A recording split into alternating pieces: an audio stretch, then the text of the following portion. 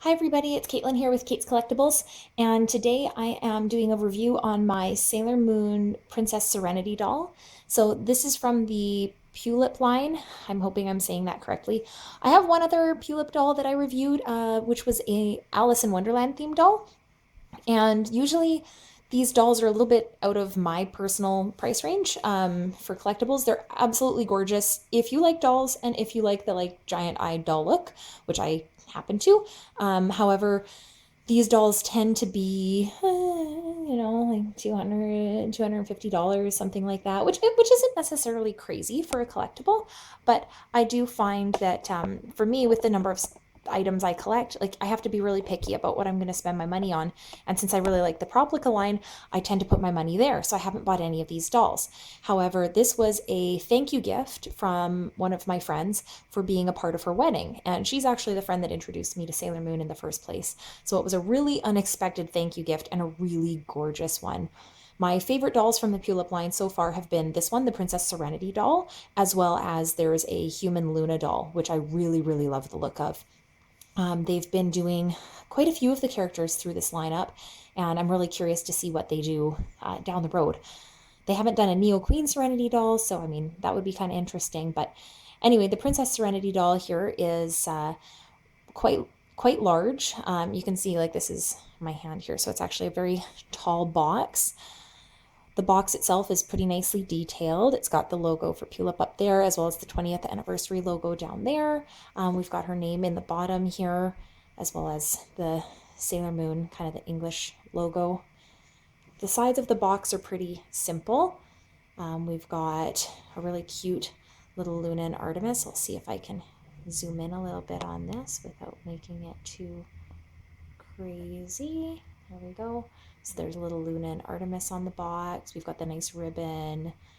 I'm assuming this is on all the boxes, though I would really love to see, because that's obviously not anybody from the show. And then as we roll up the box here, it's a very shiny box, as you can see.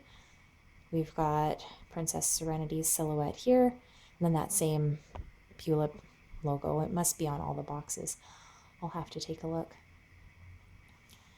And then if I turn it around, we get, so there's their official seal of authenticity there. We've got some details on the box, sort of the usual, choking hazard warnings, apparently keep the doll away from fire, good advice. And then more Luna and Artemis and Serenity silhouettes. And the other side of the box is basically the same, just Luna and Artemis are at the top, and Serenity is down here at the bottom. As far as the top and bottom of the box go, bottom is just a folded, cardboard made in China. Top, same logos, and we've got this golden moon at the top there, so that's pretty nice. One thing I like about these dolls is that they have the large display window. It makes it easier, I'll say, to be able to do stuff with them. I'm just going to see if I can't position myself to open her up here. So my intention is to keep the doll in the box, because I do typically keep my collectibles that way. But I wanted to fix her hair because, as you can see, there's plastic that holds her bangs down, and I don't love that. There's a little card you can't really see inside the box either here. So I thought if I could take her out just from the outer part of the box. Now, one of the interesting things about these dolls is Bandai's been doing two versions of them. So they have a version of the doll that is kind of just like the in-store version, which is what I believe this one is. And then they have a premium Bandai exclusive, which costs a little bit more, but usually includes something extra. So for most of the characters thus far, her stand is stuck a little bit. For most of the characters thus far, the exclusive has been a school uniform. They come in their Senshi Fuku, and then they have a school uniform. There we go. They have a school uniform that comes with them, which would make sense for the rest of the characters. For her, the exclusive for the P Bandai set is a star locket. And I thought that was a really great, cute little accessory because of the history of the item, obviously, and it being one of the more popular items in the Sailor Moon fandom. Cool idea. However, it's not an absolute essential, and for such a tiny item to spend a lot more money, it's really up to you whether or not that's worth it. I find for the regular characters, having that Senshi outfit is a great idea if you would potentially put them in it and display them. So, or if that's the preferred version of the character for you. If you're not going to take them out and display them, yeah, I guess it's worth having as far as a collectible item goes, but you're really never going to see the difference. The doll itself is otherwise ultimately the same. So, sorry, I'm all butterfingers today apparently. So I'm just going to zoom in a little bit here on her face, and you can see more of the detail. So I love her hair. I like the way they did the odangos. They're very hard. Like, I wouldn't want to mess with them too much, but they look really good. The yellow's a really pretty golden color. She's got her moon. Her forehead's shiny because of the plastic that's holding her bangs down. I love the eyes on her. Like, she's got these little lashes that are extra, and then the painted on. Her eyes kind of have like a little shimmer, sort of a sparkle to them. She has a really, I don't know, I guess a princessy face to her. Little pearl earrings, and the curls around her ears.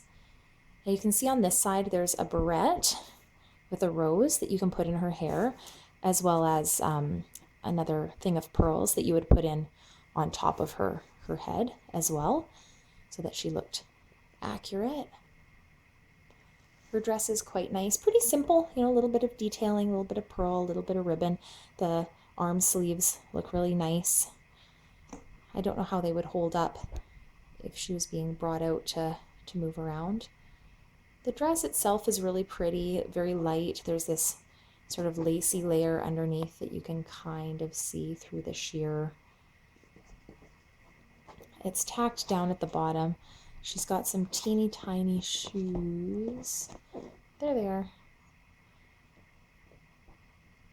Her foot's actually coming out of one of them. You can see just slightly there's some bend at the ankle for her. Her stand is over here, so there is a stand if you want to have her out on display. And on this side of the box as well, all of the characters come with a card that shows the character. So that's hers up there. So you can see her barrettes in place on the card, and then the flower in her hair. And I think it shows a bracelet on her wrist. Oh yeah, there's a tiny little bracelet on her wrist down here. Let's see if I can show that. There it is.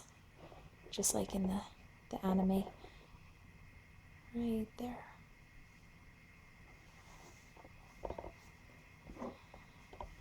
The rest of the cardboard on the doll is just plain cardboard, obviously, and then they have a little thing here on the top about assembling the stand, and you can close the eyelids on the doll. So that's kind of neat. I don't know that I'd want to, although if you were wanting to put her in a position where she was, looking like she was sleeping or, floating or dead or something, I don't know. I guess you could do that. I wouldn't really see a reason. So I'm thinking, since we have this like this, I wanted to see if there's a simple way to remove this plastic without cutting it around her bangs, but I don't think that there is. As it stands, I mean, they hold the bangs very flat to her head, right? And so it's keeping their shape, but it'd look better to have them off. So I'm gonna see if I can't get myself some scissors, I guess. I realize that'll mean that she's been modified in terms of being in the box. On the back side, we do have this plastic that's holding her in place. We have a number of the usual kinds of clips and things that if you were taking her out, you'd have to detach, including on the sides. But I was trying to determine if this whole backing piece that she's on is connected to that top one or not. I don't think it is. I think if I take it off from the back, we'll try that. We'll pause here and I'll see if I can get it out. Okay, back at it. So I've got her hair out, so the bangs are free now. So there's two steps in doing that. There's this hard piece of plastic that goes around her head that's taped on the back of the box. And very difficult because when you're taking this off, the way it's taped, it's also taped kind of on this plastic casing on the inside. So it's hard to pull out without actually pulling out some strands of her hair, because it's all taped right around her head. Then underneath it, there's this soft piece of plastic that's just a piece that goes all the way around her head. So I just snipped that one and that one came right off. That one was really easy. The other thing I did here is I put the barrettes on. One thing I don't like as a collector is when everything is taped on the inside of the box, because I like to keep the box, right? I want to be able to put the doll back in the box even if I take the doll out. And in taking out anything that's taped on the side of a box, you end up ripping some of the paper. Now I've reattached the tape. I was trying to be very careful, but it did rip the side a little bit here. And on the other side too, but you can't really tell with the way that it's taped for her barrettes. Now for such an expensive doll, one major downside. The barrettes are kind of like they're a string of pearls on a little bendy wire, and the wires are bent round, so you have to open them up and then slide it onto the top of her head. But in doing this, and I'm going to see if I can give you a bit of a shot, it's very hard to tell with the way I've got it positioned right now, but I'm going to have to fix this because, as you can see, the pearls look just fine, right? There's no problems. This one's nice and solid right here. This one, the glue, all it is glued on. And as soon as I took it out of the package, the barrettes came right off the clip. So I'm going to have to hot glue that back onto the clip. Right now I've put it in her hair and I'm just kind of resting the barrettes on it so you can see what it should look like. So a little bit disappointing because this isn't like it's a particularly old item. I do expect when items become sort of vintage that things like glue and tape and that kind of stuff will deteriorate over time. However, you don't expect it with something that's brand new like this. You don't want to be seeing, like something as soon as you take it out of the package just fall apart in your hands. So I didn't take the card out, only because I don't know what I would do with it, to be perfectly honest. It would just end up going back in the box. No point taking out her stand if I'm not standing her up separately. And same with the rose. Excuse me. I didn't feel any particular need to try and put it in her hair just because you rarely see her like that in the actual show. It's usually just the barrettes in her hair. So I just wanted to get those in there to give her a little bit more of her princessy look. So yeah, I'm going to have to find time to get out my hot glue and fix that up before she goes back up on the shelf. I might still take her pigtails out of their restrictive plastics. You can see like they're pinned to the back, right, to try and give them a little body and shape so they don't just hang in the box. So I kind of like the way they look around her right now, but it'd be kind of fun to play with them and move them around a little bit. Who knows? This is one of those dolls that for all my she's staying in the box talk, she might not stay in the box. She might end up coming out at some point because she's so pretty. The problem is dust. I don't like to dust. So we'll see how it goes long term with this doll. I mean, I absolutely love her. I think she's stunningly gorgeous. I would encourage anyone who's especially a doll collector and a Sailor Moon fan to look at the Pullip dolls and see if there's any that they really like. Stuff like this one and like the Human Luna one, they're so pretty. Oh, there's a Black Lady one too, I believe, that's really, really cool. So, I mean, they're really unique versions of these characters. I certainly couldn't see myself collecting the entire Pullip line. I mean, they have the Starlights, they have every one of the inners and the outers, they have Chibi Moon, and she's a smaller doll too, which is really cute. So they've made really beautiful versions of these dolls and these characters.